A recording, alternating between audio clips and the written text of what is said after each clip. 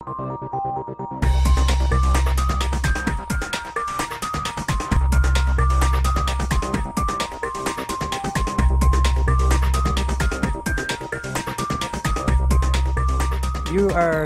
have for some reason gone down in history as the first person who has hacked an iPod Nano. Why did you do this? Well, I was the first person to hack the 6th generation iPod Nano, the latest one. It was partially out of boredom, but also because Ryanair's in-flight magazines are horrendously boring to an 18-year-old.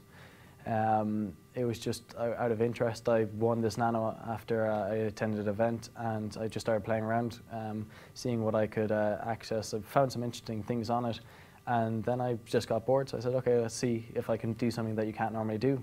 So I found a way of booting it up with a modified file, just posted it simply online, just didn't think anything big would come of it, and then the story just exploded, getting massive publicity, appearing on Engadget, Wired, the San Francisco Chronicle even, and just the entire story and the experience of how it spread rapidly across the net has kind of landed me here in the Dublin Web Summit to speak about that.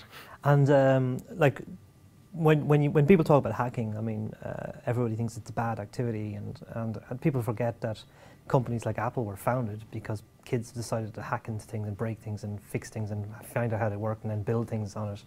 And my personal view is I think we'd love to have more kids in Ireland who can code and hack. And what do you think of that? Do you think there's enough kids who do it? I think that I think hacking can be a great activity. Sure, Steve Wozniak fully embraces it, and actually jailbroke someone's iPhone live on TV before.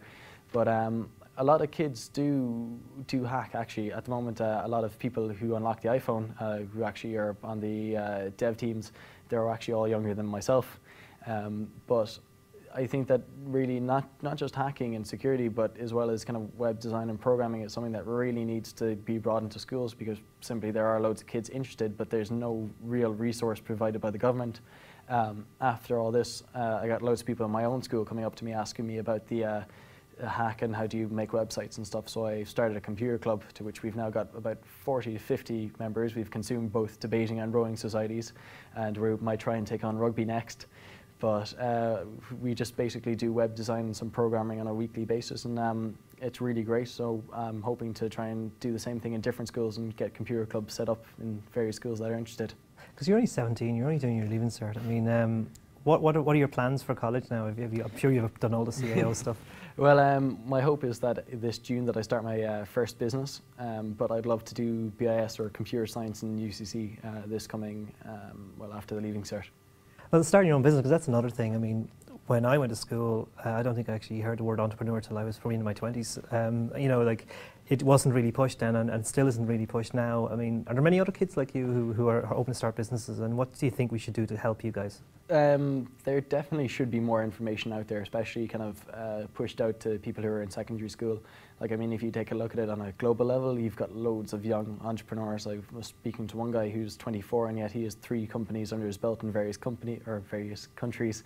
I do think that, you know, it does seem like a very grim, menacing task to start up a business, but I think with the right people surrounding you and the right information, it is very easy to do. And going forward, I mean, well, a lot of the problems over the last few years, some schools don't even have broadband, for example, and many kids, you know, for some reason don't have computers even in their homes.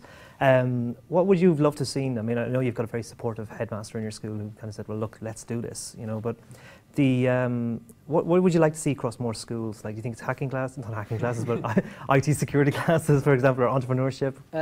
Well, I definitely think that if we're trying to push Ireland as, you know, the IT hub of Europe, if not even try and, you know, a kind of a prime location for IT in the world, we should definitely be, you know, starting with kids who are in second level education. Definitely computer rooms should be implemented, and, you know, trying to show these kids that there's one step further than playing with Microsoft Paint, that you can actually make websites, and all from just a simple text editor. So I definitely do think that there should be money invested in not just, you know, computer rooms, but actually something that's extracurricular that shows these kids web design or, you know, programming.